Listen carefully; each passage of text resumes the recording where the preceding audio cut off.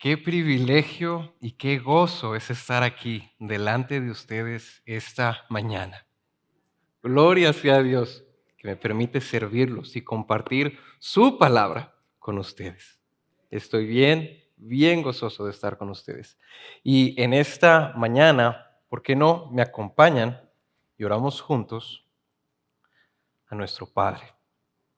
Oremos juntos. Padre, gracias por este día que nos has reunido para escuchar tu preciosa palabra. Gracias por recordarnos que estemos quietos y que sepamos, que conozcamos que tú eres el Señor y que exaltado serás entre las naciones. Así que te pedimos eso en esta mañana. Exáltate aquí hoy, en medio nuestro. Exáltate por medio de tu palabra. Ilumínanos para ver maravillas en tu palabra. Y te ruego, Señor, ayúdame, lléname de tu Espíritu Santo. Ayúdame a ser fiel en comunicar lo que tú quieres decirnos hoy en tu palabra. Débil soy, Señor, pero tú eres fuerte, tú eres poderoso. Exáltate, oh Señor, por medio de tu palabra, te lo pedimos por tu gracia en Cristo Jesús. Amén. Amén. ¿En dónde nos quedamos hace 2 semanas? En nuestra serie del libro de Éxodo. ¿En dónde nos quedamos? ¿Se acuerdan? Nos quedamos en que los israelitas estaban sumamente desalentados. ¿Por qué estaban tan desalentados? ¿Recuerdan? Porque ahora el faraón los estaba oprimiendo mucho más. Tras la visita de Moisés a Faraón en el capítulo 5, en lugar de liberarlos, el faraón aumentó su carga de trabajo y fueron azotados por no cumplir con la producción diaria de ladrillos. Los jefes de los israelitas estaban sumamente desalentados y humillados. En lugar de libertad, sus cargas se habían vuelto insoportables. Sus espaldas estaban siendo marcadas por los látigos egipcios y su clamor había sido ignorado por el faraón. Y al hablar con Moisés, su esperanza desmoronada se convirtió en queja por el desaliento. En lugar de liberación, solo habían encontrado más sufrimiento. Pero también vimos que Moisés buscó al Señor y Dios animó a Moisés reafirmando su pacto de redención con unas palabras hermosas donde le reafirmaba que Él los libraría de su esclavitud. Los redimiría con brazo extendido y con grandes juicios. Y los tomaría como pueblo suyo. Y los israelitas sabrían, conocerían que su Dios era el Señor. Y Moisés fue a comunicarles eso a los israelitas. Pero el pueblo estaba tan desalentado que no escuchó a Moisés. ¿Y qué hizo Moisés? Moisés volvió a buscar al Señor. Y lo que veremos a continuación en nuestro pasaje de hoy es que Dios alentará nuevamente a Moisés con un mensaje en el cual anunciará otra vez los grandes juicios que traerá sobre Egipto y anticipará por medio de una señal la derrota humillante de Egipto. Y esa señal funcionará como el preludio de las 10 plagas que seguirán. Y el objetivo de Dios va a ser bien claro, que los egipcios conozcan que Él es el Señor. Y de la misma manera nos va a llamar a nosotros, su pueblo, a conocerlo como el Señor que ha derrotado a todos nuestros enemigos en Cristo. Esa es la propuesta de este mensaje. Conozcamos a nuestro Señor porque Él ha derrotado a todos nuestros enemigos. A este mensaje lo he titulado El Señor anticipa la humillante derrota de Egipto. Y estaremos leyendo en Éxodo capítulo 6, versículo 28 y vamos a leer hasta el capítulo 7 versículo 7. Y les voy a pedir que nos pongamos de pie para leer la palabra del Señor.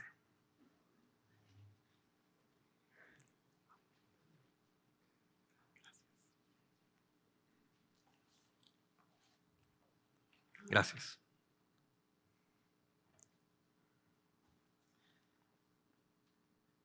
Versículo 28. El día que el Señor habló a Moisés en la tierra de Egipto, el Señor dijo a Moisés: yo soy el Señor. Dile a Faraón, rey de Egipto, todo lo que yo te diga. Pero Moisés dijo delante del Señor: yo soy torpe de palabra. ¿Cómo pues me escuchará Faraón? Entonces el Señor dijo a Moisés: mira, yo te hago como Dios para Faraón, y tu hermano Aarón será tu profeta. Tú hablarás todo lo que yo te mande, y Aarón tu hermano hablará a Faraón para que deje salir de su tierra a los israelitas. Pero yo endureceré el corazón de Faraón para multiplicar mis señales y mis prodigios en la tierra de Egipto. Y Faraón no los escuchará.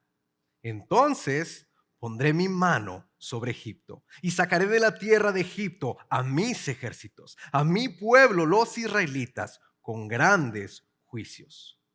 Los egipcios sabrán que yo soy el Señor cuando yo extienda mi mano sobre Egipto y saque de en medio de ellos a los israelitas.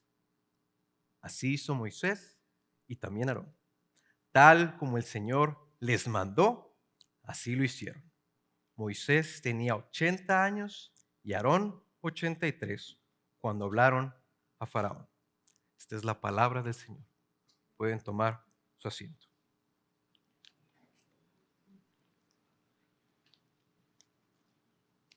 Este mensaje será dividido en dos puntos que corresponden a dos escenas. Acabamos de leer la primera escena. Y a esta primera escena, este primer punto, lo he nombrado: el Señor anticipa la derrota de Egipto con un mensaje a Moisés. ¿Qué acaba de pasar en esta escena? El autor de Éxodo está reanudando la narrativa que había sido pausada por la intencional y estratégica inclusión de la genealogía de los versículos 14 al 27. Esta narrativa continúa la historia recordándonos que después de que los israelitas no escuchan a Moisés, el Señor le dice a Moisés: ve a hablar con el faraón. Y la respuesta de Moisés es: si los israelitas no me escucharon a mí, ¿cómo me va a escuchar el faraón? Y tiene sentido. Moisés fue y les comunicó a los israelitas las palabras del Señor, su promesa de liberación, su pacto de redención, y el pueblo estaba tan desalentado que no lo escuchó. Quizás Moisés estaba pensando: si ellos, Señor, que son tu pueblo, que saben algo de ti, que te reconocen como Dios, que creyeron y te adoraron como vimos en el capítulo 4, pero ahorita que se pusieron las cosas bien difíciles, no me escuchan, ¿cómo me va a escuchar el faraón? Porque si recordamos en el capítulo 5, el faraón dijo con arrogancia: ¿quién es el Señor? ¿Quién es el Señor para que yo escuche su voz y deje ir a Israel? No conozco al Señor y no dejaré ir a Israel. No solo eso, Moisés vuelve a decir: yo soy torpe de palabra. Confiesa su incapacidad y quizás veía su incapacidad como un obstáculo para que el faraón le tomara en serio. Así que es probable que Moisés esté desalentado también. Pero ¿qué hace el Señor con Moisés? No se pone a discutir con él, sino que vuelve a afirmarlo. El Señor habla para animar a Moisés y le dice: pon atención, Moisés. Tú vas a hablar todo lo que yo te diga y serás como Dios para el faraón. Y Aarón tu hermano será como tu profeta. Hablarás todo lo que yo te mande con el propósito de que el faraón deje salir a los israelitas. Probablemente esto comenzó a animar a Moisés.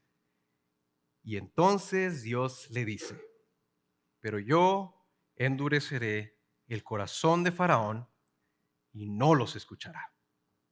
Imagínate la cara de Moisés. Le acaba de decir a Dios: ¿cómo pues me escuchará Faraón? Y Dios le dice: no te va a escuchar. No te va a escuchar. Vas a hablar con Faraón y no te va a escuchar.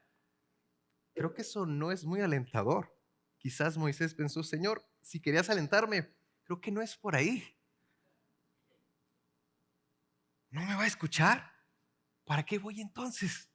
Pero Dios ya le había dicho eso a Moisés en el capítulo 4, en el versículo 21. Pero ¿qué está haciendo aquí el Señor? ¿Por qué hace esto el Señor? El Señor ya tiene un plan. Y el Señor quiere mostrarle algo a Moisés. En el versículo anterior, Dios le recordó a Moisés por qué el faraón no lo iba a escuchar. Y la razón es: yo endureceré el corazón de Faraón. Y no lo deja con eso nada más. Le dice que eso que él va a hacer tiene un propósito mayor: para multiplicar mis señales y mis prodigios en la tierra de Egipto. Ciertamente Dios quería mostrarle algo a Moisés. ¿Saben qué era? Quería mostrarle que él, el Señor, era soberano, incluso del corazón del rey, de la nación más poderosa del mundo en ese tiempo. Dios quería animar a Moisés, diciéndole: Moisés, yo soy tan soberano que puedo hacer lo que me plazca, incluso con el corazón de ese rey arrogante que se cree que es Dios. Esto es bien importante. Un académico llamado John Currid nos ayuda a ver por qué. Y dice: el corazón de Faraón era particularmente importante para los egipcios, porque los egipcios creían que el corazón del faraón era el factor que controlaba todo en Egipto y en el mundo. Tanto la historia como la sociedad pensaban que el corazón del faraón era soberano sobre la creación. Por lo tanto, al endurecer Dios el corazón del faraón, Dios estaba haciendo un punto teológico. Dios estaba demostrando que Él y solo Él es el verdadero soberano sobre todas las cosas, que nada está fuera del propósito de su voluntad, ni siquiera el corazón de un rey arrogante. ¿Cómo te afecta a ti pensar que Dios es soberano sobre el corazón de los reyes de las naciones de la tierra? ¿Produce en ti confianza o temor? ¿Produce en ti gratitud o queja? ¿Aliento o desánimo? Si tú perteneces al pueblo de Dios, al pueblo que este Dios soberano compró para sí mismo, entonces esto debe traer gran aliento a tu vida, porque Él es soberano. Y seguramente eso empezó a pasarle a Moisés. Pero ahora el Señor lo va a animar mucho más, porque le dice: Moisés, cuando el faraón no los escuche, entonces yo pondré mi mano sobre Egipto. Y esto de pondré mi mano no es algo bonito, no es algo tierno, no es para bendecir. Lo que está diciendo el Señor aquí es: le voy a poner mi mano, la voy a poner encima a Egipto. Voy a agarrar a Egipto y lo voy a hacer como yo quiera. Y cuando yo le ponga mi mano encima a Egipto, sacaré a mi pueblo, a mi primogénito, a mi hijo que lo tienen secuestrado los egipcios. A ellos les voy a poner la mano encima y lo voy a hacer con grandes juicios. Imagínate la cara de Moisés. Dios le está diciendo a Moisés, mira Moisés, yo soy el Señor, soy el soberano del todo el universo, soy el único y verdadero Dios y voy a rescatar a mi hijo. Y lo voy a hacer trayendo no uno, sino varios juicios sobre mis enemigos. ¿Estará animado Moisés con esto? Así es. Claro que sí. Es como cuando un hijo ve que su papá se empieza a doblar las mangas de su camisa y se levanta para enfrentar algo con todas sus fuerzas. Dios está alentando a Moisés, recordándole cosas que ya le había dicho antes y reafirmándole su propia determinación y el poder que él tiene para derrotar y humillar a sus enemigos y así salvar a su pueblo. Dios revelará su gloria y su poder en la salvación de su pueblo y en el terrible juicio a sus enemigos. Y entonces en el siguiente versículo Dios le dice, Moisés, los egipcios sabrán, ellos conocerán que yo soy el Señor cuando yo extienda mi mano sobre Egipto. Ahora, hermanos, lo que realmente estamos a punto de ver aquí en Éxodo es la declaración de guerra del Señor contra la divinidad falsa, inventada, ficticia de Faraón y todos sus dioses. Dios va a dejar en claro, bien claro, que Faraón y sus dioses son un fraude. Dios va a dejar en claro que su intención firme y determinada es humillar al faraón y a los dioses de Egipto para demostrar una cosa, que solo Él es Dios, que solo Él es Señor. Y al hacerlo también, todas las naciones del mundo se van a enterar. Más que eso, hace 3 semanas se nos dijo a quién nos apunta la mega narrativa de toda la Biblia cuando Éxodo habla del faraón. ¿Recuerdan? El faraón nos apunta al diablo, a Satanás, el que mantiene este mundo esclavizado y en maldición por el pecado. Y lo que realmente va a pasar aquí no es una simple disputa entre Moisés y Faraón. No es solamente un conflicto entre Israel y Egipto. Esto es entre Dios, un conflicto cósmico entre Dios y el diablo. Detrás de Faraón y los dioses egipcios están el diablo y sus demonios tratando de desafiar al Señor mientras oprimen a su pueblo. Y lo que vamos a ver es a Dios ejecutando juicio contra todos los dioses falsos de Egipto y humillando a Satanás y sus demonios detrás de ellos. Yo quería titular este mensaje Let's get ready for Rumble, que es una frase en un ring de boxeo, justo antes de que empiece la batalla, porque eso es lo que va a pasar aquí, justo eso. Ya vimos la semana pasada, hermanos, que el Señor se ríe cuando sus enemigos quieren desafiarlo, porque es ridículo, no son rivales para Él. Y la risa de Dios es el anuncio de su ira, ¿recuerdan? Ahora, probablemente muchos hemos pensado, o estén pensando ahorita, pues ¿qué no el Señor pudo haber logrado la liberación de los israelitas con un solo acto de terrible juicio? Claro que sí, totalmente. Pero con el fin de exhibir al faraón y a sus dioses como el fraude que son, y con el fin de revelar su propia naturaleza divina, el Señor va a liberar a su pueblo con una serie de señales y prodigios y de grandes juicios, de plagas. Las plagas que veremos con más detalle el próximo domingo. Pero observemos lo que acaba de decir aquí el Señor.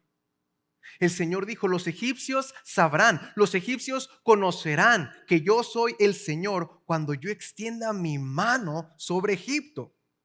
Si recuerdan, ya habíamos visto antes esa palabra, sabrán o conocerán, en el capítulo anterior, cuando Dios hablando a los israelitas, su pueblo, en el capítulo 6, versículo 7, les dijo: yo los tomaré a ustedes por pueblo mío, y yo seré su Dios, y sabrán, conocerán que yo soy el Señor su Dios.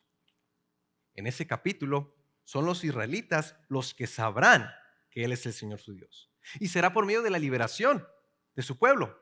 Pero en este capítulo que estamos hoy, en el capítulo 7, el Señor dice que son los egipcios los que sabrán que Él es el Señor, y será por medio de grandes juicios, por medio de extender su mano sobre Egipto. De hecho, en el capítulo 5, como mencionamos antes, vimos al faraón usando la misma palabra con arrogancia cuando dijo en el versículo 2: ¿quién es el Señor? ¿Quién es el Señor para que yo escuche su voz y deje ir a Israel? Y agregó también: no conozco al Señor.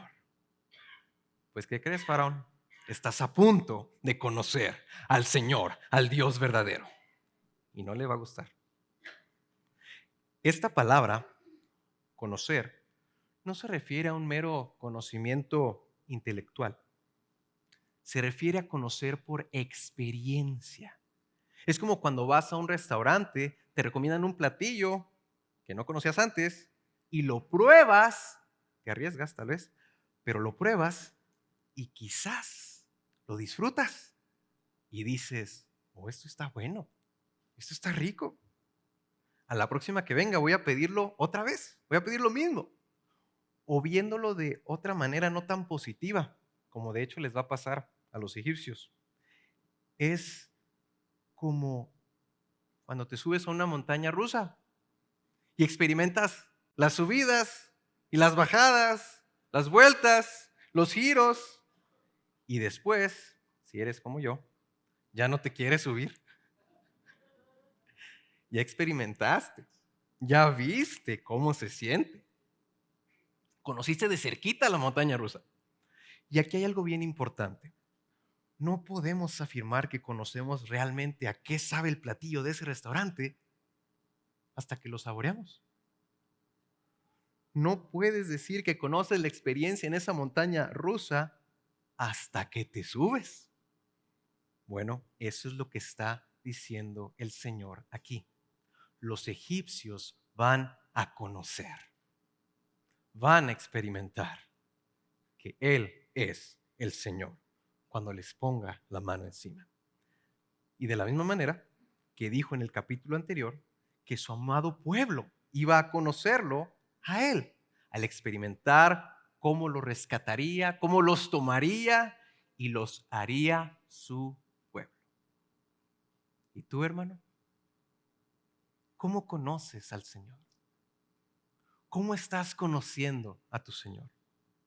¿Qué tan bien lo conoces? ¿Es suficiente para tu alma cuánto conoces ya a tu Señor? ¿Te estás conformando con solo conocerlo de una manera intelectual? ¿Te estás conformando con cómo lo conociste en el pasado, pero no más? ¿Te estás conformando con saber acerca de Dios, afirmar cosas acerca de Dios, pero te estás perdiendo de mirar y contemplar y saborear y probar y ver lo maravilloso, lo glorioso y lo poderoso que es nuestro Dios? No hay nada mejor que conocer a nuestro Dios. Por eso Pablo dijo en Filipenses capítulo 3, versículo 8: estimo como pérdida todas las cosas en vista del incomparable valor de conocer a Cristo Jesús, mi Señor.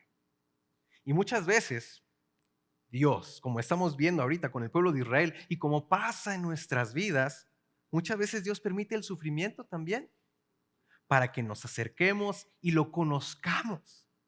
Y también sepamos que Él es nuestro Dios. El Señor quiere que lo conozcamos íntimamente. Quiere ser conocido por su pueblo, por su iglesia, por sus hijos. Así que conozcamos al Señor. Conozcamos al Señor como a su iglesia, juntos aquí, juntos en nuestro grupo de casa, juntos en nuestro caminar, juntos aún en nuestras rutinas diarias. Nuestro Dios quiere que sepamos, hermanos, que conozcamos que Él es nuestro Dios y Él es el Señor. Pero este pasaje le está hablando a los egipcios. El texto es enfático en que en esta ocasión Dios está hablando que los egipcios son los que lo conocerán. Dios está diciendo que Él se va a revelar a ellos. ¿Quiénes son estos egipcios? ¿Quiénes son estos egipcios para nosotros hoy? ¿Los hay? ¿Quiénes son estos egipcios a quienes el Señor se quiere revelar, pero va a ser con juicio y va a ser con ira? Además del diablo y sus demonios representados por el faraón y los dioses egipcios, como dijimos, los egipcios representan a todos aquellos que rechazan al Señor. Aquellos que son según la corriente de este mundo, conforme al príncipe de la potestad del aire, el espíritu que ahora opera en los hijos de desobediencia. Son aquellos que aunque conocían a Dios, no lo honraron como a Dios, ni le dieron gracias, sino que se hicieron vanos en sus razonamientos y su necio corazón fue entenebrecido. Hermano, si has confiado en Cristo, puedes ver que tú y yo éramos como los egipcios. Mira cómo son los egipcios. Profesando ser sabios, se volvieron necios y cambiaron la gloria del Dios incorruptible por una imagen en forma de hombre corruptible, de aves, de cuadrúpedos, de reptiles. Ídolos, dioses falsos. Ídolos que no pueden salvar, que no pueden proveer y que no pueden dar ni gozo ni seguridad eternos. Y al igual que los egipcios, todos los que rechazan al Señor serán juzgados con grandes juicios. Hermano, tú y yo, por la gracia de Dios, ya no somos de los egipcios. Pero entonces, ¿qué tiene que ver este texto con nosotros? Ahorita vamos a ver. Volviendo a nuestro texto, miren cuál fue la reacción de Moisés ante lo que le dijo el Señor. Miren qué hizo Moisés cuando estuvo con el Señor y escuchó la palabra del Señor. El versículo 6 dice, así hizo Moisés y también Aarón. Tal como el Señor les mandó, así lo hicieron. Eso es todo. No hubo objeción, no hubo reclamo, no hubo dudas, simplemente obedecieron. Y hace varias semanas el pastor Carlos nos recordaba que el Señor busca nuestra obediencia. ¿Se acuerdan? Y la busca para nuestro bien. Y hemos visto en los últimos mensajes cómo Moisés, a pesar de su debilidad, ha empezado a dar pasos de obediencia que quizás antes parecían temblorosos, pero en este momento se ven firmes. Miren el ejemplo de Moisés y Aarón, sin titubear, obedecieron. Y la mejor manera para crecer en nuestra obediencia al Señor es cuando lo conocemos a Él, cuando estamos en comunión con Él. Y eso pasa cuando somos expuestos a su palabra, como hoy aquí, como en nuestros grupos de casa, en nuestro tiempo personal con el Señor, en su palabra, con nuestros hermanos, compartiendo la palabra del Señor. Y cuando lo hacemos, cuando lo conocemos, lo amamos. Y lo amamos y lo obedecemos porque conocemos a nuestro Dios y aprendemos a confiar en Él. ¿Cómo dirías tú que está hoy tu obediencia al Señor en aquellas cosas que el Señor ya te ha estado hablando? Estás tomando pasos, quizás pasos pequeños, quizás pasos temblorosos, como hemos visto con Moisés, pero pasos hacia la obediencia. Puede ser con respecto a decisiones en tu matrimonio, como papás con tus hijos, o en tu trabajo, o en tu escuela. Hermano o hermana, yo quiero animarte en esta mañana, a que continúes dando esos pequeños y temblorosos tal vez pasos. Continúa dando esos pasos de obediencia que el Señor te está pidiendo. Y déjame recordarte que el Señor siempre bendice esos pasos que tomamos en fe. Siempre los bendice. Nuestro Señor es sumamente generoso y fiel siempre. Y si me lo permiten, como su pueblo en esta iglesia local, el Señor nos está llamando, como se nos dijo ahorita, a ver por la siguiente generación. Y estamos construyendo este anexo que está de este lado porque creemos que Él continuará su obra en nuestros hijos y en nuestros nietos. Atendamos al llamado del Señor. Y hablando de eso, aquí hay algo más. Moisés y Aarón hicieron tal como el Señor les mandó, y el autor de Éxodo escribió algo bien intencionalmente. En el siguiente versículo escribió: Moisés tenía 80 años y Aarón tenía 83 años cuando hablaron a Faraón. ¿Por qué está eso ahí? Un académico llamado Douglas Stewart nos ayuda a ver por qué está eso ahí. Dice: ambos, Moisés y Aarón, fueron llamados a liderar un gran movimiento a una edad en la que la mayoría de las personas ya han muerto. Su contribución de Moisés y Aarón, su contribución al Éxodo no fue su genialidad ni su experiencia. ¿Qué experiencia tenían ellos en liderar un Éxodo? Tampoco fueron sus credenciales. Las de Moisés eran esencialmente malas desde la perspectiva de la mayoría de los israelitas. Ni su vitalidad, ni ninguna otra cualidad similar. Lo que los hizo líderes exitosos fue el hecho de que hicieron tal como el Señor les mandó. Y aquí simplemente quiero aprovechar para honrar a todos nuestros hermanos y hermanas mayores de edad que han sido fieles al Señor por tantos años y que han continuado dando pasos de obediencia, conociendo a su Señor, siendo fieles. Nosotros queremos seguirlos. Nosotros queremos seguir recibiendo de ustedes esa transmisión del Evangelio. Nosotros queremos recibir de ustedes esa transmisión de la fe. Los necesitamos. Y hermanos que me escuchan, que vamos detrás de ellos, no los desaprovechemos. Saquémosles todo el jugo posible. Preguntémosles cómo le hicieron, cómo han caminado con el Señor, cómo han perseverado fieles con Él.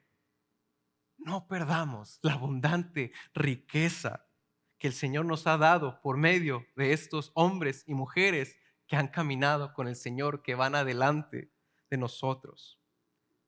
Y quiero agregar, para animar y alentar a nuestros hermanos mayores de edad, Moisés ya tenía 80 años y el Señor lo usó de la manera más poderosa y significativa en sus últimos años de vida. A mí me emociona el pensar que el Señor usará a muchos de ustedes, nuestros hermanos mayores de edad, de la manera más poderosa y significativa que ustedes jamás habían visto. Y que nosotros, por la gracia de Dios, vamos a recibir. Gracias por ser fieles. Gracias, hermanos mayores que están aquí, por ser fieles al Señor. Queremos aprender de ustedes. Sigan enseñándonos.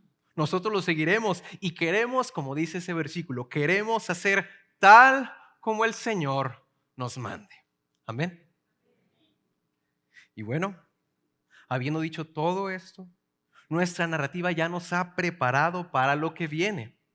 Dios ha anticipado que los egipcios sabrán, conocerán que Él es el Señor y lo hará con grandes juicios. Y anticipó esto con el mensaje de gran aliento que le dio a Moisés. Entonces comienza la siguiente escena. Dios va a poner en marcha su plan. Y está a punto de hacer lo que dijimos antes. Va a declararle abierta, directamente, la guerra a los egipcios. Y lo hará en la mismísima corte del faraón, que se cree a sí mismo un dios. Y lo que va a pasar aquí va a ser sumamente significativo, aunque a primera vista no lo parezca. Así que continuemos leyendo del versículo 8 al 13. Ustedes muy seguramente ya conocen esta parte de la historia.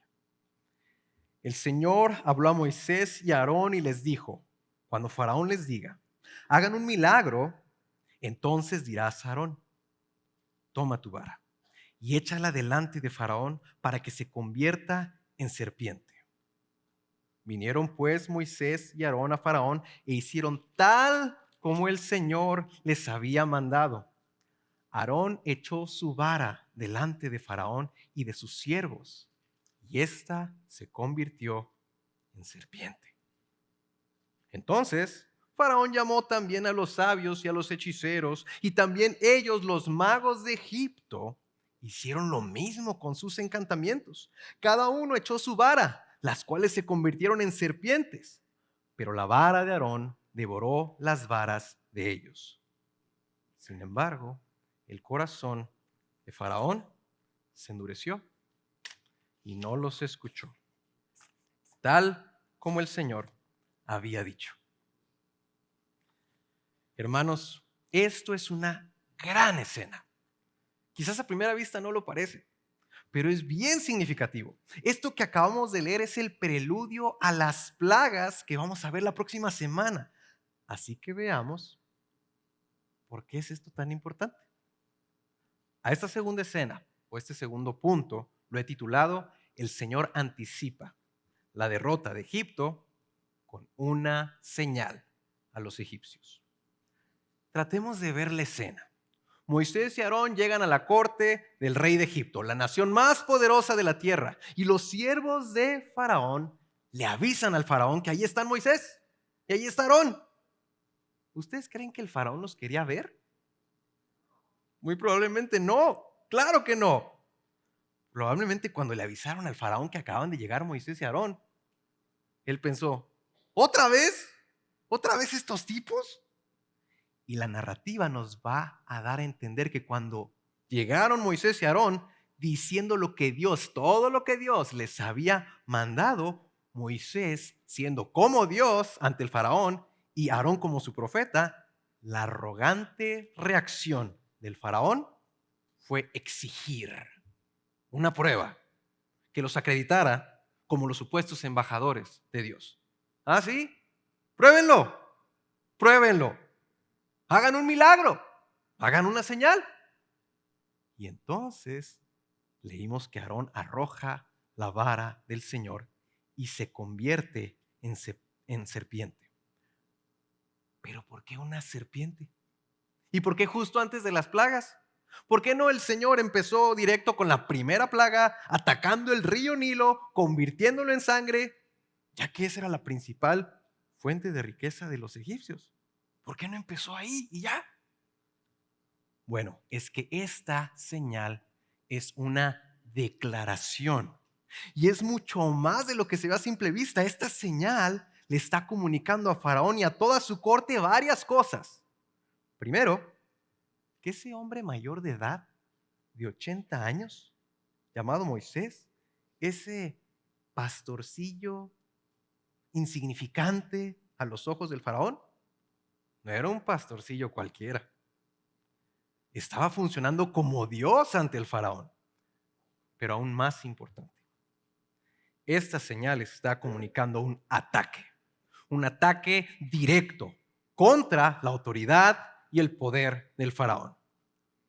¿Cómo es esto? Hace varias semanas el pastor Abelardo nos dijo qué representaba la serpiente. La serpiente era el símbolo de la autoridad del faraón y en su turbante o su corona estaba la imagen, la figura de una serpiente. Expresaba, que él la tuviera en su cabeza, expresaba que él tenía toda la autoridad, que él tenía todo el poder y que él, escuchen, aterrorizaría a todos sus enemigos de la misma manera que una serpiente. Así que esta señal no es cualquier señal. Es un desafío público. Es un desafío directo al faraón hacia su posición, su autoridad y su poder. Es una confrontación abierta y muy audaz. Y todos los presentes en la corte están viendo. El simbolismo de esta señal era obvio para todos los que estaban ahí, empezando por el mismísimo faraón. Y lo que está haciendo el Señor es que está diciendo: yo tengo autoridad sobre ti, faraón. Los siervos del faraón, sus oficiales, toda su corte ve eso y quizás hay un silencio. Se pone tenso. Pero faraón responde al desafío y convoca a sus sabios, a sus magos, a sus hechiceros y los convoca seguro, bien confiado del resultado. Y como leímos, vienen estos hechiceros y hacen lo mismo con sus encantamientos. ¿Quiénes son estos hombres? ¿Quiénes son estos sabios y hechiceros? Bueno, para empezar, estos hombres no son una versión antigua de magos modernos. No hacían trucos con cartas. No se pasaban de listos con ilusiones ópticas. No eran simples entretenedores. Estos hombres son bien importantes en Egipto. Estos hombres eran representantes sacerdotales de los dioses, de los miles de dioses egipcios. Para comprender su papel y su influencia, un erudito que se llama Gordon Larson lo explica de esta manera.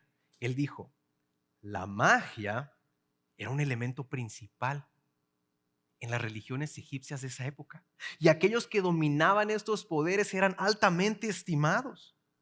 Los sacerdotes, que pertenecían a los más altos funcionarios del faraón, poseían conocimientos secretos y eran expertos en todo tipo de ritos misteriosos. Al lanzar conjuros, supuestamente podían dominar a los humanos y controlar a los dioses, logrando así el dominio sobre el mundo natural y el mundo de los dioses. Reinos que no podían separarse, ya que algunos animales eran considerados divinos. A través de fórmulas mágicas, los magos afirmaban ejercer el poder de los dioses. Por lo tanto, el dominio de la magia los convertía en participantes en el mundo de esos dioses. Eran actores principales en el ámbito más importante para los egipcios. Esos eran estos hombres. Recordemos que los egipcios, hermanos, sí creían completamente, estaban convencidos de que sus dioses eran legítimos, de que eran reales, y confiaban en estos dioses gracias a estos sabios y hechiceros. Así que no son unos maguitos estos hombres. Y en ese momento, en la corte del faraón, todo lo que ellos representan está en juego. Todo. Según de Timoteo, capítulo 3, versículo 8, menciona a Janes y a Jambres que se opusieron a Moisés. Y aunque esto no quiere decir que este día fueron solo dos magos, sí podemos deducir que estos dos eran bien conocidos y jugaron un papel importante en todo lo que estaba pasando aquí. Y los vamos a ver en las plagas también. Lo impactante es que estos hechiceros sí pudieron duplicar la señal de Moisés y Aarón. ¿Cómo es esto posible? ¿Por qué Moisés y Aarón? O sea, vieron eso y ellos no eran magos. Y la señal que ellos hicieron sí era genuina. ¿Cómo le hicieron estos hombres? Algunos estudiosos intentan hallar una explicación natural para esto. Pero el texto es bien claro. Y el contexto es bien claro. En este momento está ocurriendo un conflicto cósmico entre Dios y Satanás. Y no puede ser ignorado. La única explicación para el poder de estos hechiceros es que su poder es de origen satánico, es de origen demoníaco. Pudieron duplicar la señal por medio de sus encantamientos o sus ciencias ocultas. ¿Ven quién está detrás? del faraón y de estos hombres. Hermanos, el poder de Satanás, aunque no es absoluto, sí es real. No es imaginario. Y esto se nos informa en muchos lugares en las Escrituras. Permítanme darles solo un ejemplo. Segunda de Tesalonicenses capítulo 2, versículo 9. Ahí Pablo hace referencia a la actividad de Satanás con todo poder y señales y prodigios falsos. Y son falsos no porque sean irreales o porque sean trucos, sino porque imitan el poder de Dios y su intención es engañar. La actividad de Satanás con todo poder y señales y prodigios. Eso es lo que está ocurriendo aquí. Las demostraciones del poder de Satanás son reales, hermanos. Ahora imagínense la escena. La vara del Señor se convierte en serpiente. Llegan estos hombres, representantes sacerdotales de los dioses de Egipto, con poderes demoníacos, sobrenaturales, traen varas consigo, las echan y sus varas también se convierten en serpientes. Muy probablemente ese instante fue un momento de gran satisfacción arrogante para estos magos y para el faraón. Sobre todo al ver cómo todas esas serpientes comenzaban quizás a rodear a la única serpiente que había surgido de la vara del Señor. Pero entonces, ese instante de aparente victoria, ese instante de aparente triunfo, se esfumó. Para su gran incredulidad y su gran consternación, la vara del Señor devoró por completo a cada una de las varas de ellos. ¡Qué momento tan impresionante! ¡Qué momento tan impresionante acaban de ver todos en la corte del faraón! Quizás fue bastante asqueroso, pero sí fue impactante. Sobre todo porque los egipcios creían que devorar o tragar algo era equivalente a adquirir todos sus poderes. Algo estaba pasando ahí. Entonces imagínense a esos magos presenciando aquello. Ven a la serpiente de Aarón devorar a todas sus serpientes y se quedan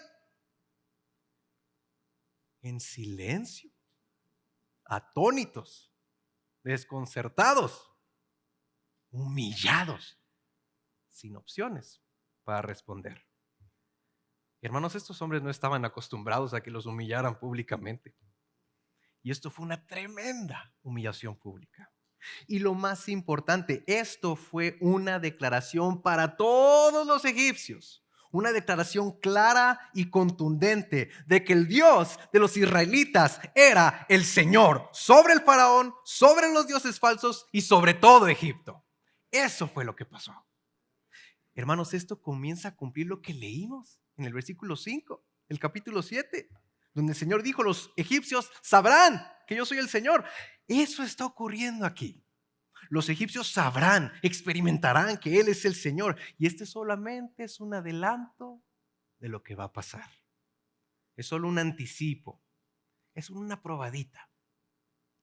Toda la corte del faraón vio cómo esa vara se enfrentó a todas las otras serpientes y empezó a devorarlas una tras otra, tras otra. Y lo que ellos no sabían es que esta señal era una imagen de lo que estaba por venir sobre ellos. Era un anticipo de la victoria contundente del Señor sobre todos los dioses falsos de Egipto. Y de ahí van a seguir las plagas. Lo que los egipcios sí sabían era que la serpiente era el símbolo de la majestad y el poder y la divinidad del faraón. Y el hecho de que sus serpientes fueran devoradas era una demostración clarita, contundente de que el Señor es superior. Superior sobre el faraón, superior sobre sus magos, superior sobre todos los dioses falsos de Egipto. Superior, soberano y supremo. Ese es nuestro Dios. Ese es nuestro Señor. Imagínate, esto no está en el texto, pero imagínate que un israelita hubiera escuchado lo que pasó ese día en la corte del faraón y fuera a contarle a otro israelita. Los israelitas también sabían lo que representaba la serpiente para los egipcios. Imagínate el israelita diciéndole al otro, oye, Aarón echó su vara y se convirtió en serpiente. ¡Ah! ¿En serpiente? O sea que estaba desafiando al faraón.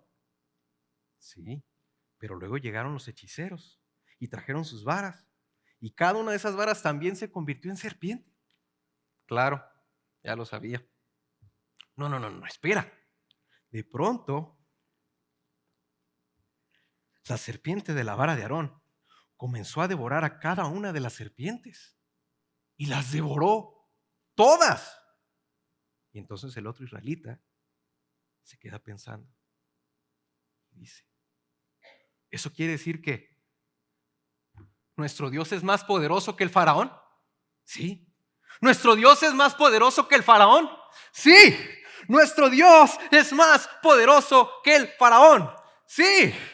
Gloria a Dios. Hermanos, ese es nuestro Dios. Ese es tu Señor. Conoce así a tu Señor. Conócelo como el soberano, como el Dios poderoso que ha derrotado a todos tus enemigos. El Señor quiere que nosotros, su pueblo, lo conozcamos. Tanto quiere eso el Señor, que mira lo que Él hizo. En esta escena en Egipto, el Señor acaba de humillar públicamente a sus enemigos. Les acaba de demostrar quién es. Les acaba de avisar con quién se acaban de meter. Ellos no tenían ni idea. No tenían idea. Y con esta señal los humilló públicamente, triunfando sobre todos y cada uno de ellos. ¿Y saben qué? Lo mismo le pasó a los gobernantes de este mundo cuando se unieron tanto Herodes como Poncio Pilato contra el santo siervo de Dios, Jesús nuestro Señor. Lo mismo le pasó a los gobernantes de este mundo, que si hubieran sabido, si tan solo hubieran conocido la sabiduría de Dios, jamás hubieran crucificado al Señor de la gloria. Y de la misma manera que los hechiceros festejaron por unos instantes la aparente victoria sobre la vara del Señor, de la misma manera todos los principados y potestades, el diablo y todos sus demonios celebraron cuando vieron morir en esa cruz a Jesucristo nuestro Señor. Oh, pero esa victoria que estaban saboreando en esos momentos no les iba a durar mucho. En solo 3 días se esfumó. Y al tercer día, el Señor, el soberano, el Rey justo, nuestro Salvador, nuestro Señor, que había sido crucificado, que parecía que lo habían derrotado, resucitó. Y Dios, como dice Colosenses 2:15, despojando a los principados y a las potestades, los exhibió públicamente, triunfando sobre todos ellos en Cristo Jesús. Amén. Eso hizo el Señor. Hermanos, la resurrección es la declaración pública de Dios Padre, cumpliendo la promesa que había hecho desde Génesis, capítulo 3, versículo 15, que un descendiente de Adán y Eva aplastaría la cabeza de la serpiente antigua, el diablo. Y aunque desde entonces toda la humanidad estábamos sujetos bajo maldición, bajo el dominio del diablo y separados de Dios, esclavos por nuestro pecado, cuando vino la plenitud del tiempo, Dios envió a su Hijo, nacido de mujer, el Hijo que es la imagen del Dios invisible, Cristo Jesús, para vivir por nosotros la vida sin pecado, sin falla ni error, que no podíamos vivir tú y yo. Y luego ir a una cruz y tomar sobre sí nuestro pecado para reconciliarnos con Dios. Todo para conocerlo a Él. Hermanos, la resurrección es la declaración pública de Dios Padre de su completa satisfacción con el sacrificio perfecto, sustitutorio y redentor de su Hijo en la cruz por pecadores como tú y como yo. La resurrección es un milagro, es el milagro, es la señal definitiva, es la señal decisiva que confirma la verdad del evangelio que tú y yo creemos, que Jesús murió para salvar a pecadores como tú y como yo. Y que Él hoy es el Señor. Y hermanos, leímos en nuestro pasaje que la serpiente de la vara del Señor devoró, se tragó, devoró completamente las otras serpientes. Y así como las serpientes del faraón fueron devoradas por la vara del Señor, así el ejército del faraón será devorado por el mar. En el capítulo 14. Y los israelitas van a cantar de eso en el capítulo 15. Y en el Nuevo Testamento encontramos esta misma palabra en Primera de Corintios, capítulo 15, versículo 54, donde dice: devorada ha sido la muerte en victoria. A Dios gracias que nos da la victoria por medio de nuestro Señor Jesucristo.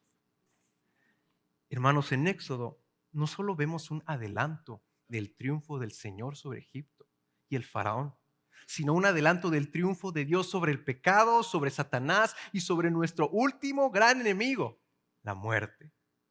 Porque la muerte también va a ser devorada. Philip Ryken capta muy bien la derrota de Satanás cuando escribe: el poder del diablo sobre el pecado fue vencido a través de la crucifixión, y su poder sobre la muerte fue devorado por la resurrección.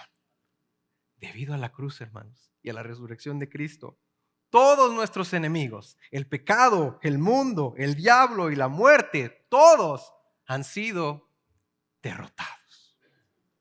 Hermanos, el Señor quiere que lo conozcamos como uno que ha derrotado a todos nuestros enemigos. Entonces, en los problemas, en las tribulaciones, recuérdale a tu alma: el Señor ya ha derrotado a todos mis enemigos. ¿En dónde estás viendo hoy la oposición de los enemigos de tu alma? ¿En tu día a día? ¿En tu casa, con tus hijos? ¿En tu trabajo, en tu matrimonio, cuando lidias con tu pecado y el enemigo quiere desanimarte? Recuerda, el Señor ya ha derrotado a todos mis enemigos. En tus caídas, en tus fallas, recuérdale a tu alma: el Señor ya ha derrotado todos mis enemigos. En tus caídas, en tus luchas, en el desánimo, recuérdale a tu alma: el Señor ya ha derrotado a todos mis enemigos. Aún en tu tristeza, aún en tu ansiedad o en tu depresión, recuerda: el Señor ya ha derrotado a todos mis enemigos. El Señor quiere que lo conozcamos. Y cuando tus enemigos te rodeen, cuando parezca que no va a cambiar la situación de tu matrimonio, cuando parezca que la enfermedad en tu hijo o en tu esposa no se va, cuando el diablo te susurre que ya no tiene sentido luchar más, ¿ya para qué tratas de vivir en santidad si vuelves a caer? ¿Ya para qué vas a la iglesia? ¿Ya para qué oras? No lo hagas, no sirve de nada. Contempla a tu Señor. Conoce a tu Señor. Recuerda, el Señor ya ha derrotado a todos tus enemigos. Por lo tanto, yo confiaré en Él. Yo me aferraré en Él. Yo esperaré en Él. Y lo alabaré porque Él es mi Señor. Amén. El Señor quiere que lo conozcamos así, para que cuando te rodeen tus enemigos, lo primero que hagas, hermano, sea clamar a tu Señor. Porque lo conoces y porque cuando lo contemplas así, cuando lo pruebes y veas así, encontrarás descanso, encontrarás alivio, encontrarás la seguridad que solo Él te puede dar. Y entonces podrás confiar más libremente en Él y podrás esperar seguro y con paciencia en Él. Y podrás decir con fe, aun si no cambian inmediatamente o nunca cambian las circunstancias, podrás decir con fe: está bien con mi alma, Señor, mi poderoso Señor, el que venció y resucitó. El pecado no va a tener la última palabra sobre ti. El diablo no tendrá la última palabra sobre ti.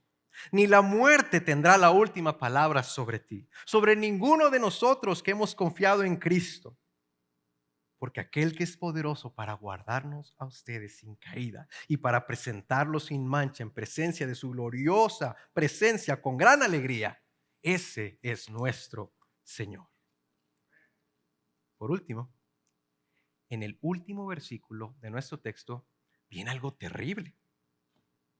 La vara del Señor convertida en serpiente devoró las serpientes del faraón, y esta era una señal clara del Señor para el faraón y para todos los egipcios que estaban ahí.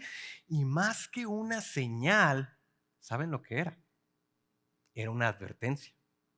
Era una advertencia de todo lo que estaba por venir. Era una advertencia misericordiosa para el faraón y para todos los egipcios en su corte. Esta advertencia debía haber provocado la respuesta apropiada y humilde en el faraón. El faraón había escuchado la palabra de Dios y había visto la señal de Dios, y la única respuesta apropiada era caer postrado, rendido a los pies de Dios. Eso habría sido lo sabio, eso habría sido lo humilde, eso habría sido lo correcto, caer postrado ante el Señor. Pero no cayó postrado a los pies de Dios. No se rindió.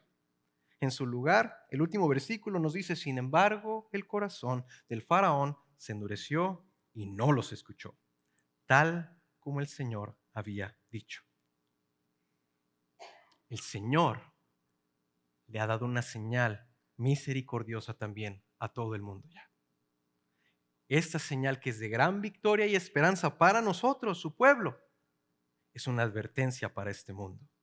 Es una advertencia misericordiosa a todo el mundo y demanda una respuesta. Y la demanda al mundo es la misma que se le hizo al faraón: ríndete, cae postrado ante el Señor. Y en este momento quisiera dirigirme a todas las personas que están aquí, que quizás ya han estado viniendo por semanas o quizás por años, o que acaban de venir hoy. A personas tal vez que creen que son parte del pueblo de Dios, pero que no se han rendido al Señor. Amigo o amiga, el que tú estés hoy aquí es una señal de la misericordia del Señor. Que tu corazón esté latiendo aquí es una señal de la misericordia del Señor para tu vida. A la luz de la santidad del Señor y de tu pecado, cada aliento que tomas hoy es una señal de la misericordia y la gracia del Señor para tu vida. Que estés escuchando el Evangelio hoy es una señal de la misericordia del Señor para tu vida. De hecho, esa es la razón por la que tu corazón sigue latiendo. Permíteme decirte hoy: ríndete ante el Señor. No endurezcas tu corazón. Ríndete, no salgas de aquí sin rendirte ante Él. Ríndete al Señor, que será amplio en perdonar. Hazlo hoy. Hazlo ahora. Porque si no lo haces, en el día final no tendrás excusa. No tendrás ninguna excusa. Si rechazas el Evangelio, no tendrás ninguna excusa ese día. Pero las buenas noticias es que Dios ya te ha dado la señal definitiva en la muerte de su Hijo por pecadores como tú y como yo. Y en su resurrección te dice a ti y a mí: si tan solo te rindes a Cristo y lo sirves, todos tus pecados serán perdonados y no sufrirás la ira y el juicio de Dios en el día final, sino que serás amado y recibido como hijo y serás hecho parte del pueblo de Dios. No te estoy diciendo que todos tus problemas se irán, sino que tu mayor problema se habrá ido. De hecho, Cristo Jesús nos aseguró que tendríamos problemas en este mundo. Él dijo: en el mundo tienen tribulación, pero confíen, yo he vencido al mundo. Hermanos, esto es para todos nosotros. El Señor ha derrotado a todos nuestros enemigos. Y por eso, hermanos, aun si nuestro sufrimiento continuara, aun si las pruebas aumentaran, aun si la persecución de este mundo contra nosotros empezara, sabemos que llegará un día en el que todos los enemigos de nuestra alma y todo el mundo serán reunidos delante del Señor, y toda rodilla se doblará y toda lengua confesará que Jesucristo es Señor para gloria de Dios Padre. Amén. Y mientras esperamos que llegue ese día, celebramos el glorioso anticipo de la victoria total de nuestro Señor. Levantamos como una bandera la señal que nos dio nuestro Dios, que entregó a su Hijo para rescatar a sus primogénitos que estaban esclavizados por el diablo y por el pecado. Levantamos esa señal del Hijo, quien sangró en una cruz por nuestros pecados, que murió y fue sepultado, pero que al tercer día, conforme a las Escrituras, resucitó. Y ahora vive, y ahora reina, y Él es nuestro Señor. Por lo tanto, mis hermanos, vivamos conociendo más a nuestro Señor, porque Él ha derrotado a todos nuestros enemigos. Amén. Oremos juntos.